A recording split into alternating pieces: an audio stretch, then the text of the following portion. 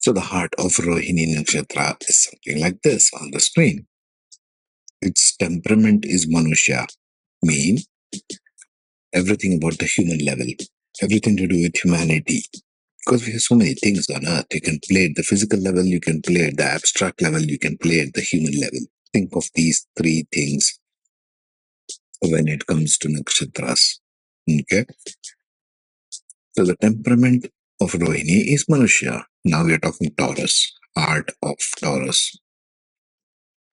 Varna or propensity is Shudra, meaning it wants to work, it wants to employ. Rohini people, if there is a dominance in your natal chart or in your D10 chart, right? Divisional chart, signifies you have a dominant tendency to work to produce some fruits for yourself. We work, we get money, take that money, we buy things for ourselves. Rohini is working at that level. The type is balanced, which means that once again, the balanced nakshatras can shuttle between active and passive modes of operation. Okay. Which means what? If they don't become active, they don't become passive, then they will sit there and criticize everybody who's doing stuff rather than themselves taking action, which is the downside. You don't want to play in that field. Nobody does.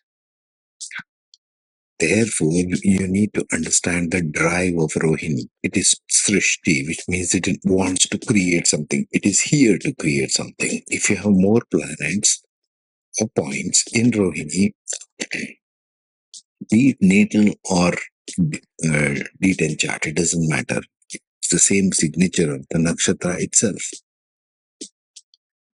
It wants to create something. Rohini is asking you to create something if there are more planets and points bunched in Rohini. The Lord is Taurus because it is sitting in the heart of Taurus, which is Venus.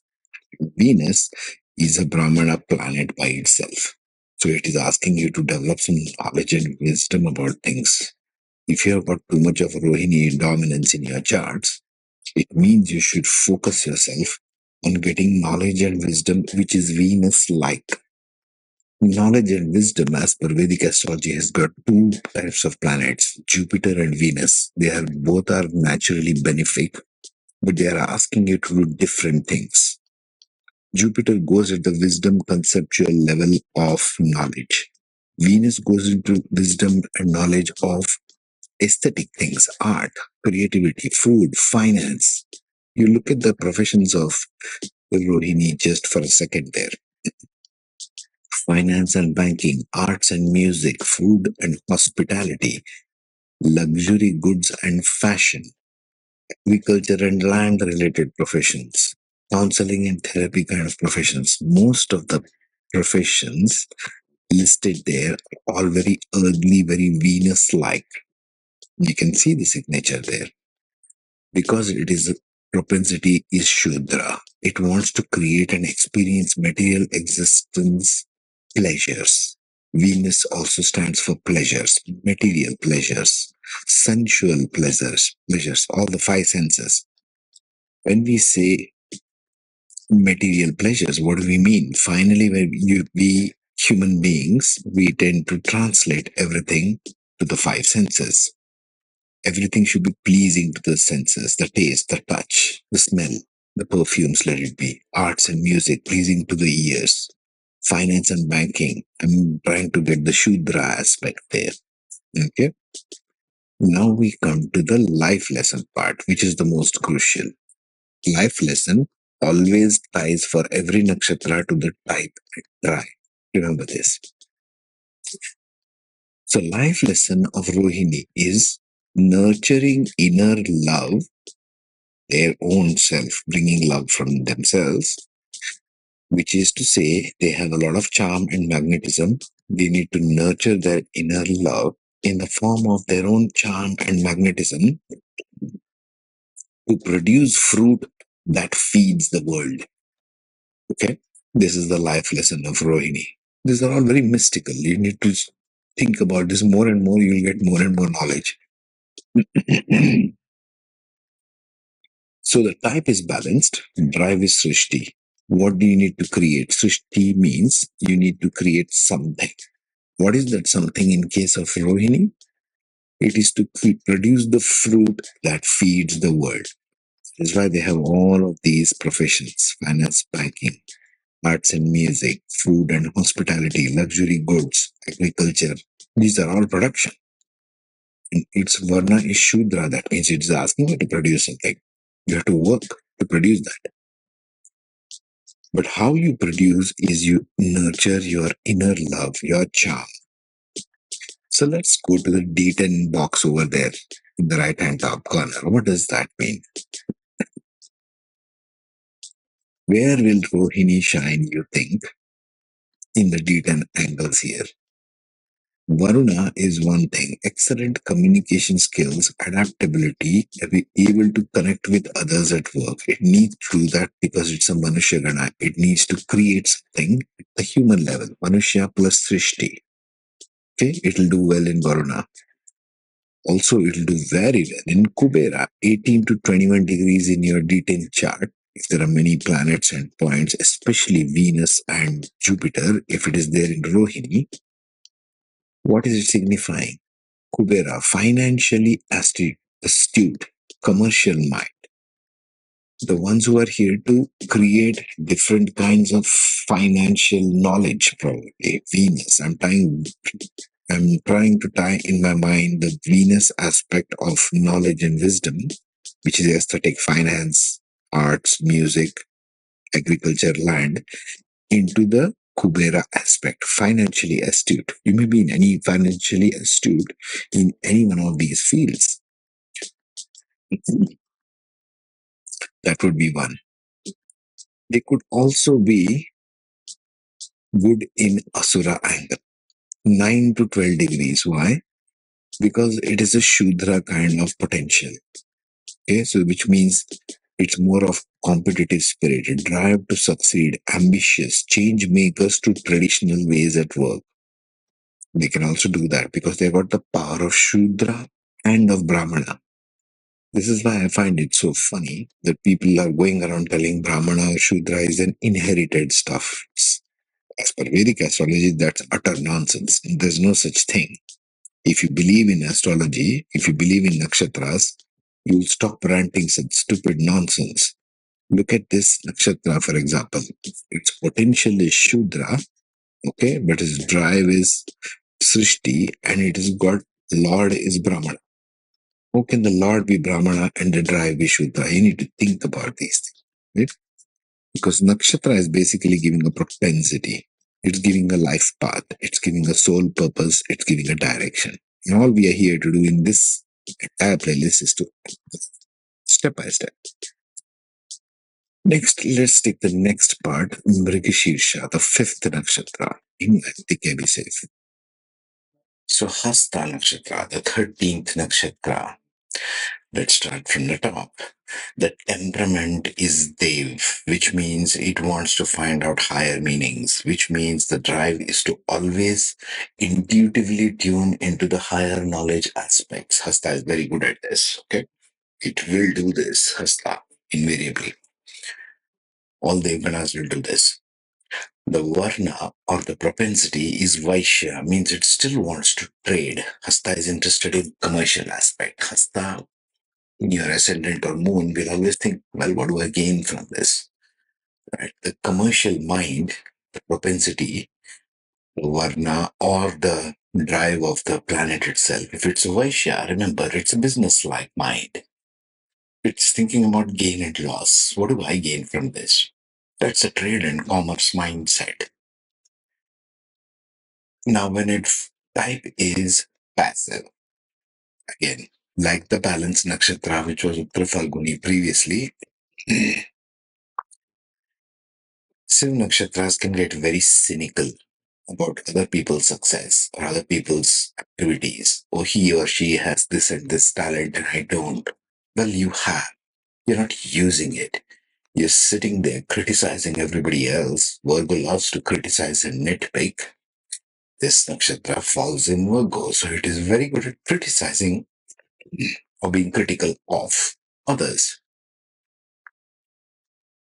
So you got to be careful, Hasta people. The drive is Srishti. That means it is born to create. Hasta is giving you a signal to create something this lifetime, depending upon whatever planets you have, wherever you have it. But if there is a dominance of Hasta, that means it is asking you to be creative. Get creative and get moving. Don't be passive. The Lord is Mercury, which is in Virgo. It fully falls in Virgo. So it's all about trade and commerce. Hasta is always evaluating what do I gain from this? How do I make money out of this? This kind of attitude it has. It works with that. Now let's see the life lesson. Hasta is passive. If you go to the bottom of the screen, you see life lesson. Become inspired and alert in order to bring your gifts to fruition. Hasta has a lot of gift of hands. Hasta means hands. Become inspired. Hasta needs inspiration. Without inspiration, you won't go forward. See, in Purva Falguni, you started a relationship. In Uttar Falguni, you want to maintain relationship through marriage. Now it comes to the hands, means you got to work something in the world. That is Hasta's signal. Become inspired. You need inspiration in order to move forward. Hasta without inspiration will become very critical, the downside of the passive nakshatras. Become inspired and alert in order to bring your gifts to fruition. You have gifts. Every Hasta Nakshatra has some gift or the other. The gift of the hand, the gift of the talent. For example, if you see the talents and abilities, skillful craftsmanship, they may excel in professions that require attention to detail. Virgo is very detail oriented. It's the exaltation of Mercury in Hasta, because it's a Devgana of Mercury, which means it's a higher form of intellect of Mercury. The highest of Mercury is in Hasta. Technology and engineering, they may become good engineers. Communication and writing, once again, hand skills, communication skills, Mercury. Healing and therapeutic professions. Now, I have covered this in the D10 playlist. You can go and read that up. Business and entrepreneurship, very Vaishya like, right? Very commercial. Event management and coordination, they can do that because that also requires good communication skills. That's one of the things it will be good for default. Now let's compare the life lesson, the drive and the type, the D10 archetypes. For a Vaishya planet like Moon or Mercury, it will shine best in the seventh angle of 18 to 21 degrees in the D10 chart. Because it is Kubera, it is financially astute, it is commercial mind. Also, it will shine very well in the communication angle, which is fifth one, 15 to 12 to 15 degrees, the Varuna angle. Excellent communication skills. Mercury is about adaptability, able to connect with others at work or your career, right? So the fifth angle of 12 to 15 degrees, the sixth angle even, why you not so much, but yeah, it'll help. Quick intelligence, active intelligence will help. And the dominant portion is 18 to 21, the financially astute commercial mind.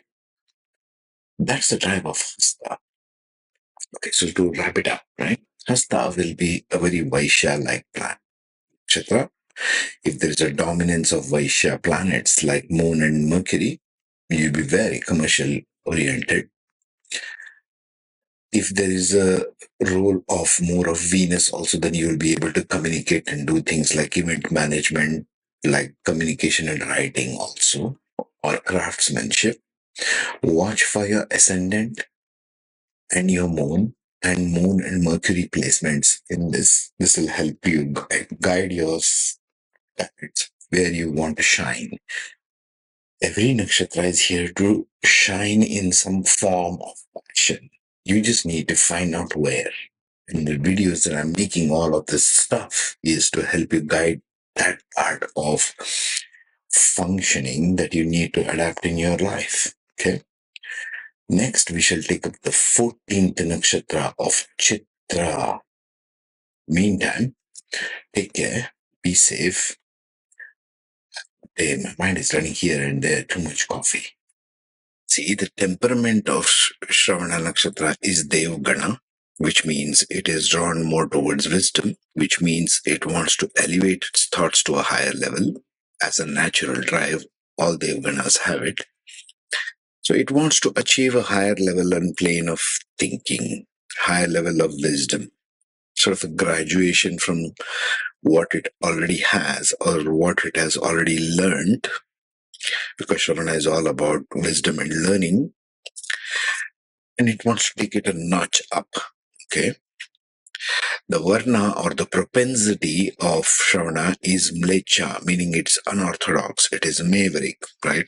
So maverickness of nakshatra plays out here. Means if people are going traditional route, it is wants to go non-traditional route. Yeah, but what about this unconventional way? I see it this way. I want to go in this direction, which is unexplored. That's the maverick nakshatras. Shravana is one of them. So first two, if you want to combine them, itself makes it such that the person is unorthodox. It wants to take higher wisdom in a sort of unorthodox way. Think about that. You got to combine all these aspects. Now, the type and drive, the next two, are closely linked with that life lesson down there. Okay, in every nakshatra. So the type is passive. Now, there is a problem with these passive nakshatras is they tend to sit back and wait for things to happen and spend time in a sort of a reactionary mode. They are more reactors than proactive. Two types of people, right? One is proactive, one is reactive. Passive nakshatras tend to get reactive, and this leads them to sort of not fulfill their life lesson very well. And I've seen this more common than not. The reason is they wait for stuff to happen and then they react. So the tendency of such nakshatras tends to become very cynical, very sarcastic, very critical of others, kind of spends time more in jealousy of what others are accomplishing around them simply because they are working. Some people are not. Hey, nakshatras won't do anything by themselves. They're just stars. They're just providing you a signature. The person must actually get down and do something in this world. Doesn't matter who it is or where they are in the world. Yes. So this is the deal with passive nakshatras and all passive nakshatras. We shall see each one of these 27 one by one. There are already some in the playlist if you want to go through them. So the type of nakshatra for Shravana is passive, tending to sit back, tending to be lazy, tending to be, I'll wait for this stuff to happen and then I'll deal with it. Right? I'm not doing anything proactively. Big problem. Because the drive of this nakshatra is srishti, means it has to create. Now, creators in this world cannot be, doesn't matter which nakshatra, all srishti nakshatras are here to create something. They need to bring something out of themselves into the external world. It's not about waiting something to happen to me. It's me have to bring something to the world. It's the other way around, right? So passive nakshatras with Srishti becomes challenging aspect. But it's a Devgana, so they already have this tool. And it's unorthodox and it's a maverick. So they already have some inbuilt tools. Every nakshatra of the 27 nakshatras has a tool, has a way it can accomplish this stuff. It's not that any nakshatra is deficient in any way. It has a whole bunch of tools. We're just trying to uncover the tools. Lord is Saturn and it falls in Capricorn. Okay, Saturn is a Shudra by himself. Saturn is also an outcast. Saturn is also a maverick, especially in Aquarius, but this happens to be in Capricorn, which is sort of mainstream. Mainstream work in the external world, the daily grind. Capricorn loves to work. Sorry, Saturn loves to work in Capricorn. So now let us tie up the type and drive to the life lesson. If you see the life lesson, it is shown as inquisitiveness of goal is required to find the path. Let me repeat that. Inquisitiveness of the goal. What is my goal in life? Whatever I'm doing. Doesn't matter where it is. Shravana Nakshatra, if it's playing dominantly in any of your chart, natal or divisional charts, this is what it means. The drive is, what am I doing this for?